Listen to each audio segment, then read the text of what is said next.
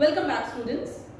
पिछले वीडियो में हमने कवर किया है कि what is the meaning of management, some definitions and features of management. Now continuing with the same topic and yet important section under management is Henry Fayol's 14 principles of management. As you can see on the board, first of all हम देखेंगे कि who is or who was Henry Fayol. Okay, so Henry Fayol, a French industrialist, and he is recognized as the father of modern management. Yes, ये सब जगह पर आपको use करना होता है। इनके इनिशियल्स के साथ you have to write down कि he is considered father of modern management. Okay, in the year 1916 Fayol wrote a book entitled Industrial and General Administration।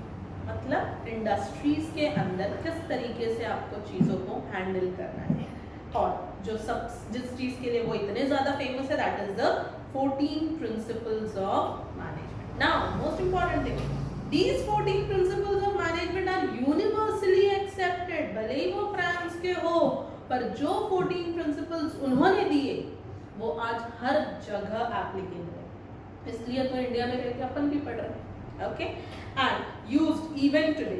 According to Henry Fayol, all managers must follow these 14 principles, and as we have discussed in the previous video कि भैया management जो होता है वो universal होता है। Universal मतलब कैसे भी तरीके का आप काम कर रहे हो, प्रॉफिट मोटिव के साथ, नॉन प्रॉफिट मोटिव के साथ, एजुकेशनल कैंपस हो, मेडिकल कैंपस हो, यू नो कंपनी का कैंपस हो, बट द थिंग इज कि मैनेजमेंट के प्रिंसिपल्स तो हर जगह लागू होते हैं। ठीक, now coming back to the principles, जो बहुत इंपॉर्टेंट क्वेश्चन है, 14 principles of management. First is division of work. Now what do you mean by division of work? इनका बोलना ऐसा था कि कंपनी के अंदर ना लोगों में काम को बांट दिया जाए depending upon the capabilities they have. Okay, तो इससे ना दो फायदे होते हैं। एक तो जो आदमी जिस काम में अच्छा है वो उसको बेहतर करेगा, ठीक, और वर्कलोड जो है वो भी डिवाइड हो जाएगा,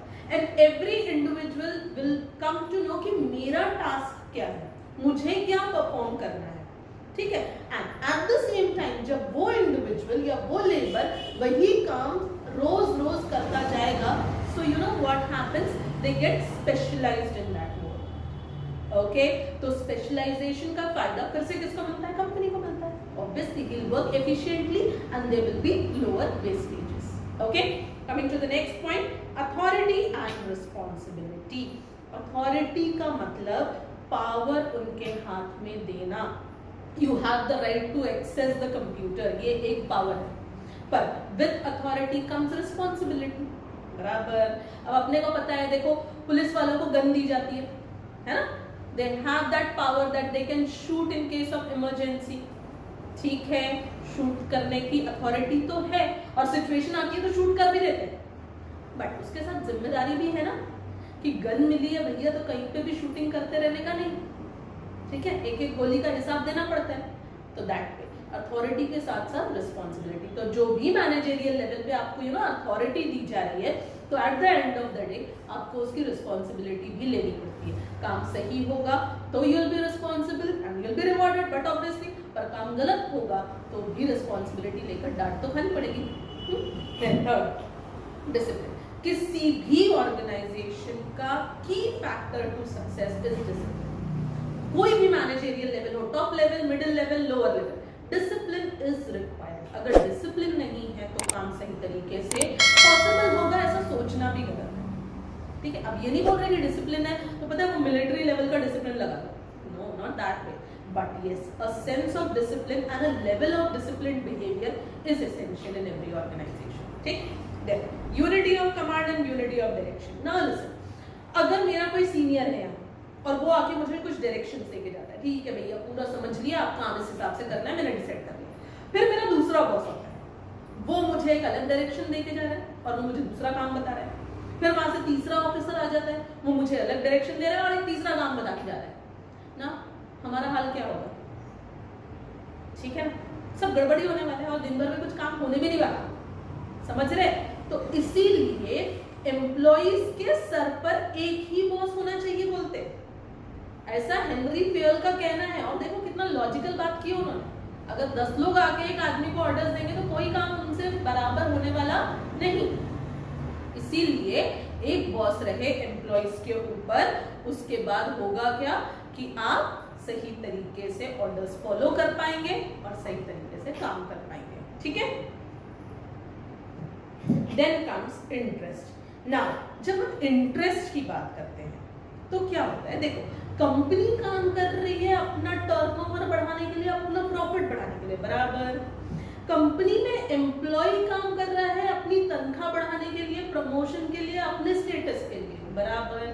तो इसे बोलते हैं इंडिविजुअल इंटरेस्ट और ऑर्गेनाइजेशनल इंटरेस्ट। अब अगर ऐसा कुछ आया कि ये दोनों इंटरेस्ट क्लैश हो रहे, क्लैश हो रहे मतलब एम्प्लॉइज चाहते हैं ज्यादा तनख्वाह मिले, ठीक है। अब ये कोरोना का एग्जांपल ले लो, एम्प्लॉइज चाह रहे थे सैलरी मिलती रहे, पर कंपनी कहां से सैलरी दे अगर यहाँ काम ही नहीं हो रहा तो, ठीक है। पर कंपनी को जिंदा रखना ज्यादा जरूरी है, company can not go into losses, company loss में जाएगी तो करोड़ों का इन्वेस्टमेंट डूब जाएगा।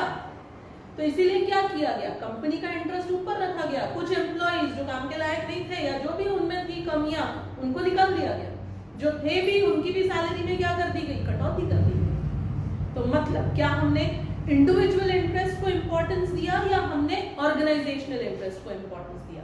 बट ऑब्वियसली हमने ऑर्गेनाइजेशनल इंटरेस्ट को इंपॉर्टेंस दिया, ओके। देन उसके बाद आता है रेम्यूनरेशन। रेम्यूनरेशन का मतलब होता है हर आदमी जो कंपनी में आ रहा है काम करने के लिए, वो तो सैलरी लेने के इंटेंशन से ही आ रहा है ना, ठीक है।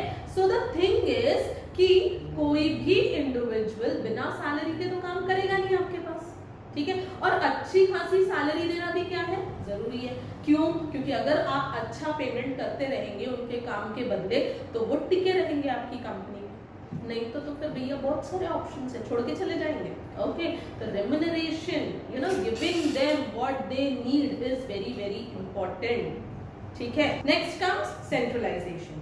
सेंट्रलाइजेशन का मतलब क्या होता है कि जो डिसीजन मेकिंग पावर्स हैं वो किसी एक इंडिविजुअल के हाथ में या ग्रुप ऑफ इंडिविजुअल्स के हाथ में ही होना चाहिए, क्योंकि इसमें ना क्या फायदा मिलता है हमको कि जो भी डिसीजंस होंगे वो टॉप लेवल मैनेजमेंट ने लिए, उसमें भी कुछ एक दो कोर मेंबर्स हैं जिन्होंने डिसीजन लिए, मतलब डिसीजन सही हो गलत हो, they are the one who are responsible for that, ठीक है। And what is the other advantage कि that person sitting on the top committee level, ठीक है ना, he knows what he actually wants this organization to do, so he will take the decisions accordingly, बराबर। that is the thing. Then scalar chain. Now scalar chain का मतलब भी क्या होता है, hierarchy is maintained. What do you mean by hierarchy? कि एक बंदा टॉप पे है, उसके नीचे और 2 लोग काम करते हैं, उसके नीचे 4 लोग काम करते हैं, इस तरीके से वो पूरा स्ट्रक्चर डिजाइन है। पर पता है क्या होता है कि अगर ये स्केलर चेन बहुत लंबा चौड़ा है तो it becomes a time consuming process, इसीलिए स्केलर चेन की छोटा होना बहुत जरूरी है ताकि इंफॉर्मेशन पास ऑन जल्दी से हो सके और वो भी एक प्रॉपर चैनल के थ्रू हो सके, ठीक है। Then order, right person for the right job, right thing at the right place, this is nothing but order. मतलब चीजों का सही जगह पे होना, लोगों का सही जगह पे होना, सही इंडिविजुअल ने सही काम करते रहने को होना, इसी से तो कंपनी में एफिशिएंटली एंड इफेक्टिवली काम किया जा सकता है। तो everything must be in order. Next comes equity. Equity का मतलब होता है सबको इक्वल इंपॉर्टेंस देना है हमको, that means we shouldn't be biased towards anyone, okay. अगर एक लेवल के एम्प्लॉइज हैं तो उनका सैलरी स्केल भी कैसा है, एक जैसा है। This is very very essential. Next comes stability of tenure. That means जब आपने किसी को जॉब पे रखा, एट द सेम टाइम आपने उसको बता दिया कि उसकी जॉब कहाँ तक सिक्योर है। होती है ना, कुछ टेम्परेरी जॉब्स होती है, कुछ परमानेंट जॉब्स होती है। लोग गवर्नमेंट जॉब में क्यों जाना चाहते हैं, क्योंकि एक बार लग गए नौकरी पे तो जिंदगी भर की टेंशन फ्री हो जाती है ना, तो they live a tension free life. कौन सी टेंशन नहीं है उनको, नई नौकरी ढूंढने की टेंशन नहीं है। इसका मतलब वो अपने जो काम उनको दिया गया है उस पर फोकस कर सकते हैं। तो अगर प्राइवेट सेक्टर में भी आपको आपके एम्प्लॉइज से ऐसा फोकस चाहिए तो what you have to do is you have to assure them that their job is stable. Okay, then comes initiative. You should give the employees a chance to take the initiative, and if they have any new ideas in their mind, कुछ भी अगर उनके दिमाग में है नया या बेहतर तरीका, तो उनको बोलने की आजादी होनी ही चाहिए ना। एक तो फायदा दोनों को होता है, they also feel as a part of the company, and we being the employers, हमको भी अच्छे आइडियाज मिल जाते हैं। Okay, and the last thing is esprit de corps। esprit de corps का मतलब होता है कि एक फीलिंग कि हम एक टीम की तरह काम कर रहे हैं। ओके, टीम की तरह काम करने से यूनिटी के साथ हम चीजों को आगे लेकर बढ़ते हैं। ओके, तो ये फीलिंग, सेंस ऑफ फीलिंग उनमें इनकलकेट करना पड़ता है, ये डेवलप करवाना पड़ता है, जिससे वो पूरे एक साथ रहकर सही तरीके से काम कर सकते हैं। तो here we cover 14 principles of Henry Fayol. Okay, thank you.